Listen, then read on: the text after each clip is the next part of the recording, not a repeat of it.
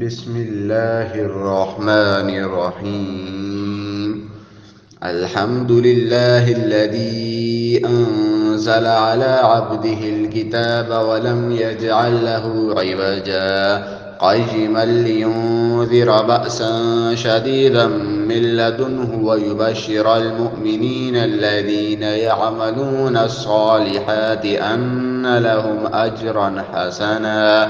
ماكثين فيه أبدا وينذر الذين قالوا اتخذ الله ولدا ما لهم به من علم ولا لآبائهم كبرت كلمة تخرج من أفواههم إن يقولون إلا كذبا فلعلك باخع نفسك على آثارهم إن لم يؤمنوا بهذا الحديث أسفا إنا جعلنا ما على الأرض زينة لها لنبلوهم أيهم أحسن عملا وإنا لجاعلون ما عليها صعيدا جرزا أم حسبت أن أصحاب الكهف والرقيم كانوا من آياتنا عجبا إذ أوى الفتية إلى الكهف فقالوا ربنا آتنا من لدنك رحمة وهيئ لنا من أمرنا رشدا فضربنا على آذانهم في الكهف سنين عددا ثم بعثناهم لنعلم أي الحزبين أحصى لما لبثوا أمدا نحن نقص عليك نبأهم بالحق إنهم فتية آمنوا بربهم وزدناهم هدى وربطنا على قلوبهم إذ قاموا فقالوا ربنا رب السماوات والأرض لن ندعو من دونه إلها لقد قلنا إذا شططا هؤلاء قوم اتخذوا من دونه آلهة لولا يأتون عليهم بسلطان بين فمن أظلم ممن افترى على الله كذبا وإذ اعتزلتموهم وما يعبدون إلا الله فأووا إلى الكهف ينشر لكم ربكم من رحمته ويهيئ لكم من أمركم مرفقا وترى الشمس إذا طلعت تزاور عن كهفهم ذات اليمين وإذا غربت تقرضهم ذات الشمال وهم في فجوة منه ذلك من آيات الله من يهد الله فهو المهتد ومن يضلل فلا تجد له وليا مرشدا وتحسبهم أيقاظا وهم رقود ونقلبهم ذات اليمين وذات الشمال وكلبهم باسط ذراعيه بالوصيد لو اطلعت عليهم لوليت منهم فرارا ولملئت منهم رعبا وكذلك بعثناهم ليتساءلوا بينهم قال قائل منهم كم لبثتم قالوا لبثنا يوما أو بعض يوم قالوا ربكم أعلم بما لبثتم فابعثوا أحدكم بورقكم هذه إلى المدينة فلينظر أيها أزكى طعاما فليأتكم برزق منه وليتلطف ولا يشعرن بكم أحدا إنهم إن يظهروا عليكم يرجموكم أو يعيدوكم في ملتهم ولن تفلحوا إذن أبدا وكذلك أعثرنا عليهم ليعلموا أن وعد الله حق وأن الساعة لا ريب فيها إذ يتنازعون بينهم أمرهم فقالوا ابنوا عليهم بنيانا ربهم أعلم بهم قال الذين غلبوا على أمرهم لنتخذن عليهم مسجدا سيقولون ثلاثة رابعهم كلبهم ويقولون خمسة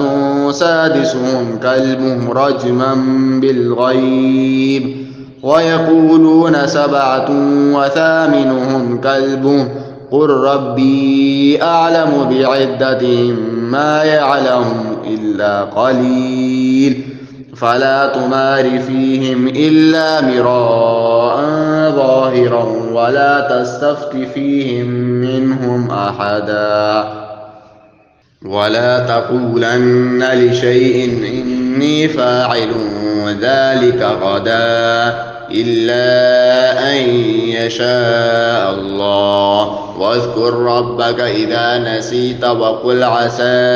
أن يهديني ربي لأقرب من هذا رشدا ولبثوا في كهفهم 300 سنين وازدادوا 9 قل الله أعلم بما لبثوا له غيب السماوات والأرض أبصر به وأسمع ما لهم من دونه من ولي ولا يشرك في حكمه أحدا واتل ما أوحي إليك من كتاب ربك لا مبدل لكلماته ولن تجد من دونه ملتحدا واصبر نفسك مع الذين يدعون ربهم بالغداة والعشي يريدون وجهه ولا تعد عيناك عنهم تريد زينة الحياة الدنيا ولا تطع من أغفلنا قلبه عن ذكرنا واتبع هواه وكان أمره فرطا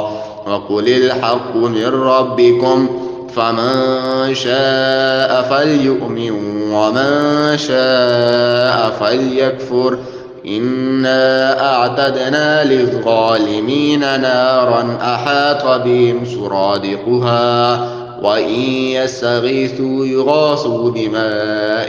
كالمهل يشوي الوجوه بئس الشراب وساءت مرتفقا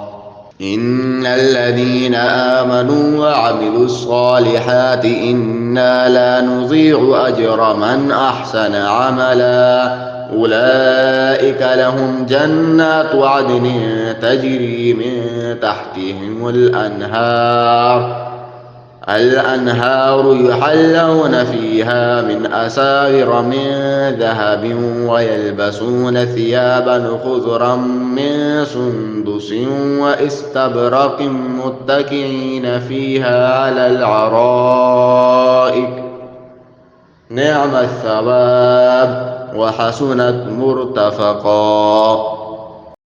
واضرب لهم مثل الرجلين جعلنا لأحدهما جنتين من أعناب وحففناهما بنخل وجعلنا بينهما زرعا كلتا الجنتين آتت أكلها ولم تظلم منه شيئا وفجرنا خلالهما نهرا وكان له ثمر فقال لصاحبه وهو يحاوره أنا أكثر منك مالا وأعز نفرا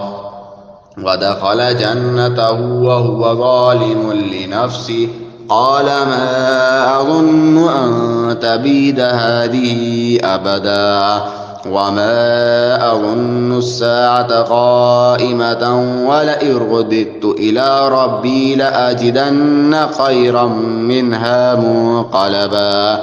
قال له صاحبه وهو يحاوره أكفرت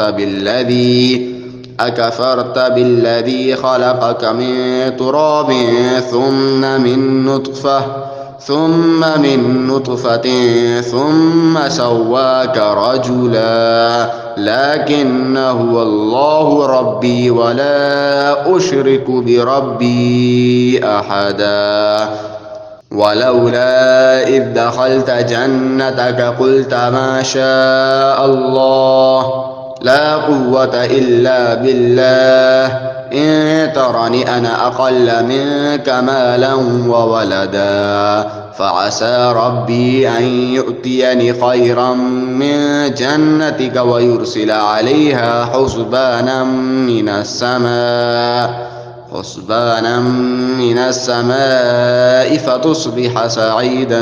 زلقا أو يصبح ماؤها غورا فلن تستطيع له طلبا وأحيط بثمره فأصبح يقلب كفيه على ما أنفق فيها وهي خاوية على عروشها ويقول يا ليتني لم أشرك بربي أحدا ولم تكن له فئة ينصرونه من دون الله وما كان منتصرا هنالك الولاية لله الحق هو خير ثوابا وخير عقبا واضرب لهم مثل الحياة الدنيا كماء أنزلناه من السماء فاختلط به نبات الأرض فأصبح حشيما تذروه الرياح وكان الله على كل شيء مقتدرا المال والبنون زينة الحياة الدنيا والباقيات الصالحات خير عند ربك ثوابا وخير أملا ويوم نسير الجبال وترى الأرض بارزة وحشرناهم فلم نغادر منهم أحدا وعرضوا على ربك صفا لقد جئتمونا كما خلقناكم أول مرة بل زعمتم أن لن نجعل لكم موعدا ووضع الكتاب فترى المجرمين مشفقين مما فيه ويقولون يا ويلتنا ما لهذا الكتاب لا يغادر صغيرة ولا كبيرة إلا أحصاها ووجدوا ما عملوا حاضرا ولا يظلم ربك أحدا وإذ قلنا للملائكة اسجدوا لآدم فسجدوا إلا إبليس كان من الجن ففسق عن أمر ربه أفتتخذونه وذريته أولياء من دوني وهم لكم عدو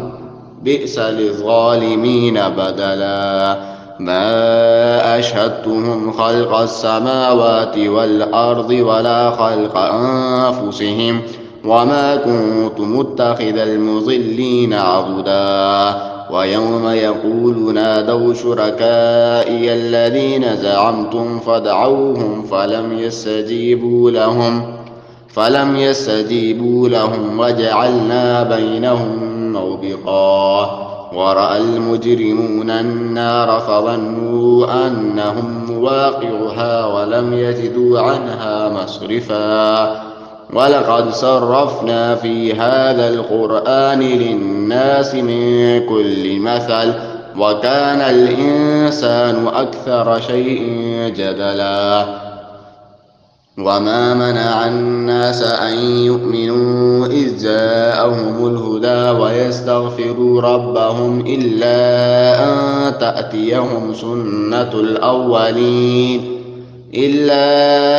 تأتيهم سنة الأولين أو يأتيهم العذاب قبلا وما نرسل المرسلين إلا مبشرين ومنذرين ويجادل الذين كفروا بالباطل ليدحضوا به الحق واتخذوا آياتي وما أنذروا هزوا ومن أظلم ممن ذكر بآيات ربه فأعرض عنها ونسي ما قدمت يداه إنا جعلنا على قلوبهم أكنة أن يفقهوا وفي آذانهم وقرا وإن تدعوهم إلى الهدى فلن يهتدوا إذا أبدا وربك الغفور ذو الرحمة لو يؤاخذهم بما كسبوا لعجل لهم العذاب بل لهم موعد لن يجدوا من دونه موئدا وتلك القرى أهلكناهم لما ظلموا وجعلنا لمهلكهم موعدا وإذ قال موسى لفتاه لا أبرح حتى أبلغ مجمع البحرين أو أمضي حقبا فلما بلغا مجمع بينهما نسيا حوتهما فاتخذ سبيله في البحر سربا فلما جاوزا قال لفتاه آتنا غداءنا لقد لقينا من سفرنا هذا نصبا قال أرأيت إذ أوينا إلى الصخرة فإني نسيت الحوت وما أنسانيه إلا الشيطان أن أذكره واتخذ سبيله في البحر عجبا قال ذلك ما كنا نبغي فارتد على آثارهما قصصا فوجد عبدا من عبادنا آتيناه رحمة من عندنا وعلمناه من لدنا علما قال له موسى هل أتبعك على أن تعلمني مما علمت رشدا قال إنك لن تستطيع معي صبرا وكيف تصبر ما لم تحط به خبرا قال ستجدني إن شاء الله صابرا ولا أعصي لك أمرا قال فإن اتبعتني فلا تسألني عن شيء حتى أحدث لك منه ذكرا فانطلقا حتى إذا ركبا في السفينة خرقها قال أخرقتها لتغرق أهلها لقد جئت شيئا إمرا قال ألم أقل إنك لن تستطيع معي صبرا قال لا تؤاخذني بما نسيت ولا ترهقني من أمري عسرا فانطلقا حتى إذا لقيا غلاما فقتله قال أقتلت نفسا زكية بغير نفس لقد جئت شيئا نكرا قال ألم أقل لك إنك لن تستطيع معي صبرا قال إن سألتك عن شيء بعدها فلا تصاحبني قد بلغت من لدني عذرا فانطلقا حتى إذا أتيا أهل قرية استطعما أهلها فأبوا أن يضيفوهما فوجدا فيها جدارا يريد أن ينقض فأقامه قال لو شئت لاتخذت عليه أجرا قال هذا فراق بيني وبينك سأنبئك بتأويل ما لم تستطع عليه صبرا أما السفينة فكانت لمساكين يعملون في البحر فأردت أن أعيبها وكان وراءهم ملك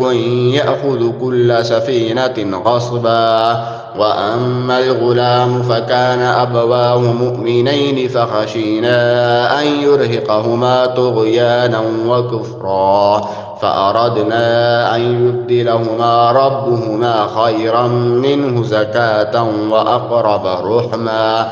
وأما الجدار فكان لغلامين يتيمين في المدينة وكان تحته كنز لهما وكان أبوهما صالحا فأراد ربك أن يبلغا أشدهما ويستخرجا كنزهما رحمة من ربك وما فعلته عن أمري ذلك تأويل ما لم تسطع عليه صبرا ويسألونك عن ذي القرنين قل سأتلو عليكم منه ذكرا إنا مكنا له في الأرض وآتيناه من كل شيء سببا فأتبع سببا حتى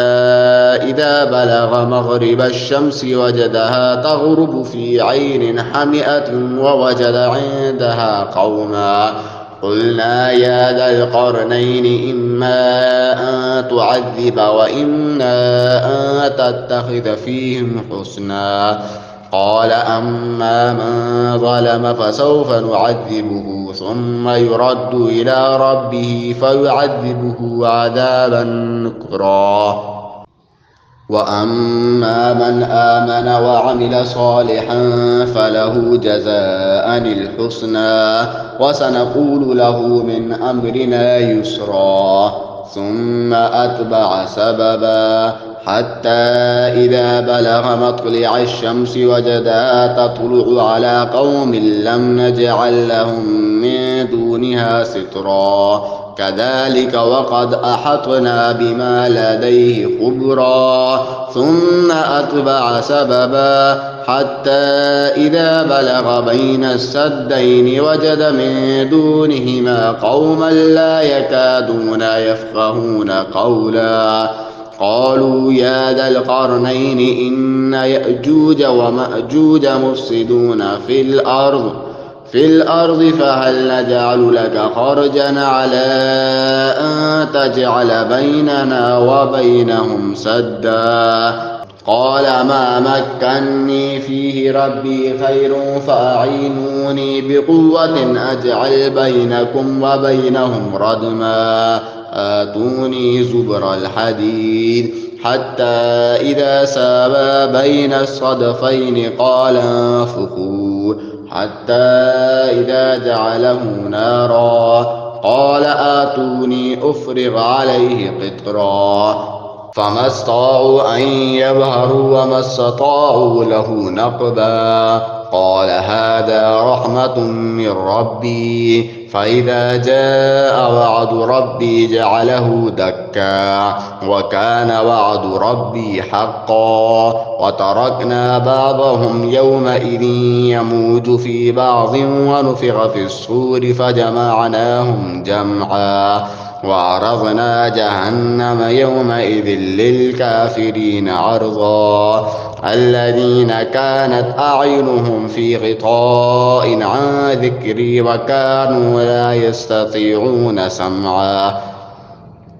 أفحسب الذين كفروا أن يتخذوا عبادي من دوني أولياء إنا أعتدنا جهنم للكافرين نزلا قل هل ننبئكم بالأخسرين أعمالا الذين ضل سعيهم في الحياة الدنيا وهم يحسبون أنهم يحسنون صنعا أولئك الذين كفروا بآيات ربهم ولقائه فحبطت أعمالهم فلا نقيم لهم يوم القيامة وزنا ذلك جزاؤهم جهنم بما كفروا واتخذوا آياتي ورسلي هزوا إن الذين آمنوا وعملوا الصالحات كانت لهم جنات الفردوس نزلا خالدين فيها لا يبغون عنها حولا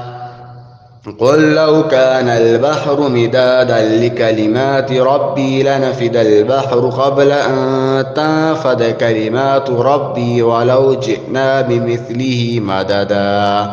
قل إنما أنا بشر مثلكم يوحى إلي أنما إلهكم إله واحد فمن كان يرجو لقاء ربه فليعمل عملا صالحا ولا يشرك بعبادة ربه أحدا.